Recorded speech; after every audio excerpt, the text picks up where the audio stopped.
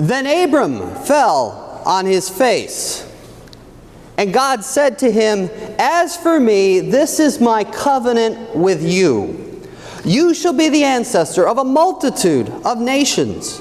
I will establish my covenant between me and you and your offspring after you throughout their generations. And I will give to you and to your offspring the land where you are now an alien, the land, all the land of Canaan, for a perpetual holding, and I will be their God." One of my religion professors in college used to like to read this passage, and then he'd go, "So, what do you think? Did it come true?" Which was usually met by confused grunts and some shrugs of the shoulders. And then he'd say, "Okay, name me one God from that area around where Abraham lived that's still being worshipped today."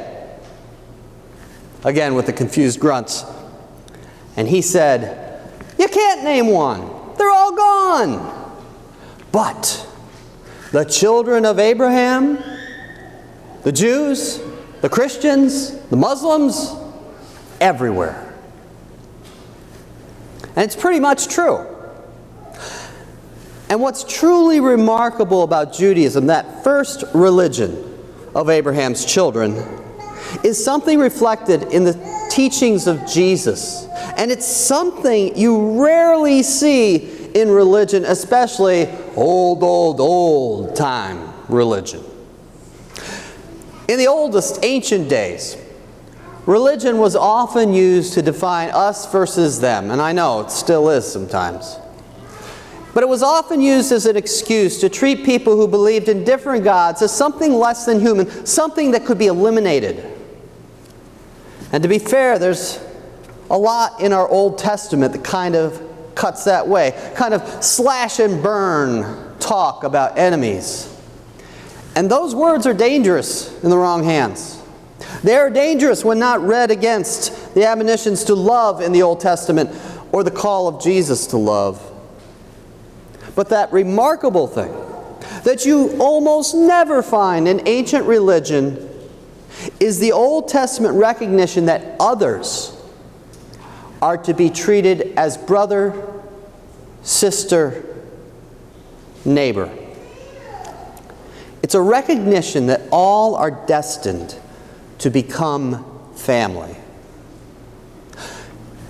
You see it a lot of places in the Old Testament. It was in our lesson today. You also see it here in Isaiah, where it says, "In the days to come, the mountain of the Lord's house shall be established as the highest of the mountains, and shall be raised above the hills, and all the nations will stream to it."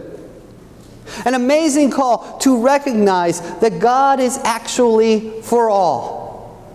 Not just for the children of Abraham. Not just for the people who look like you, or talk like you, or do as you do.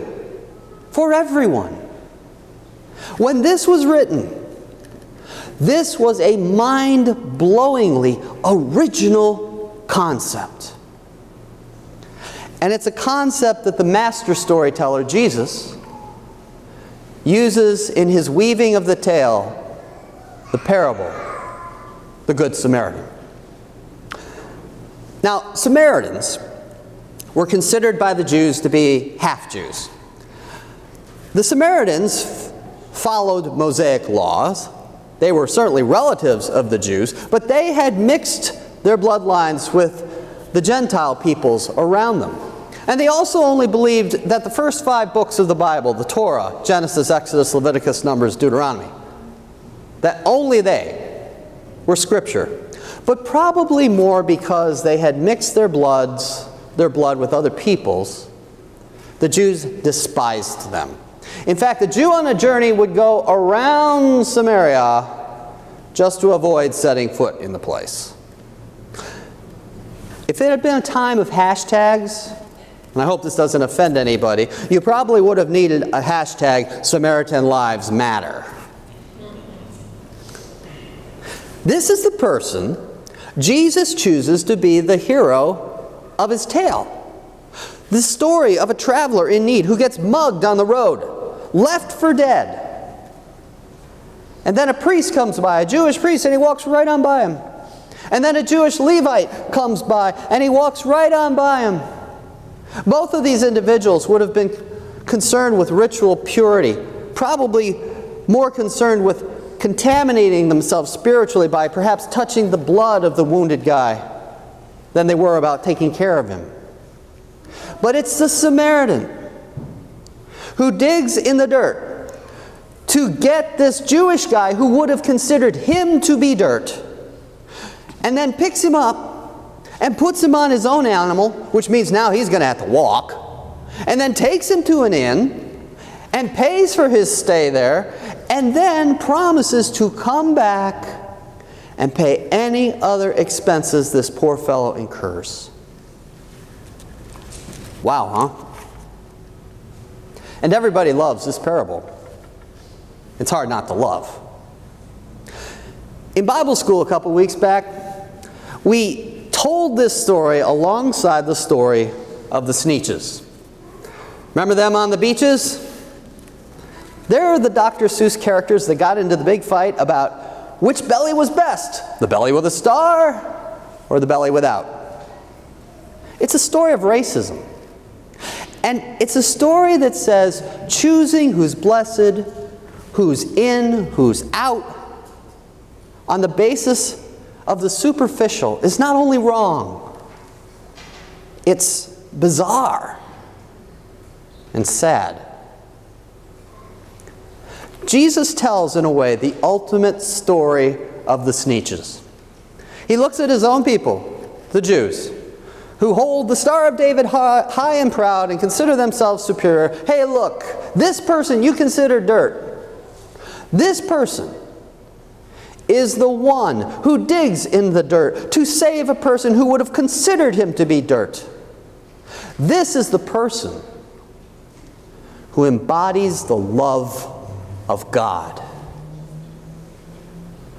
Wow.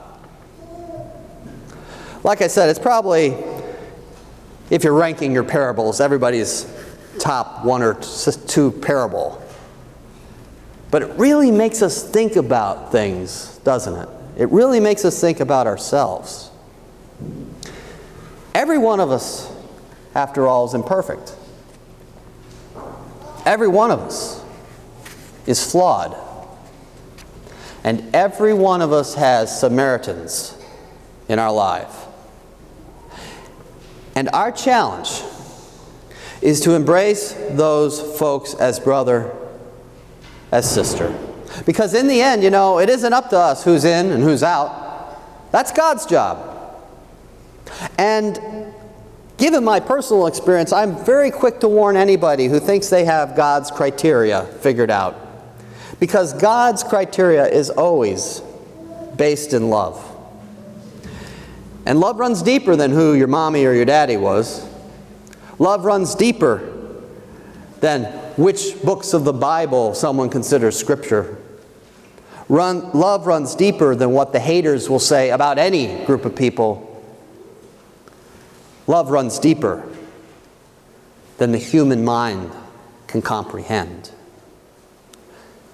God's criteria makes the first the last, and the last, well, who was neighbor to the man, the wounded man? Go and do likewise.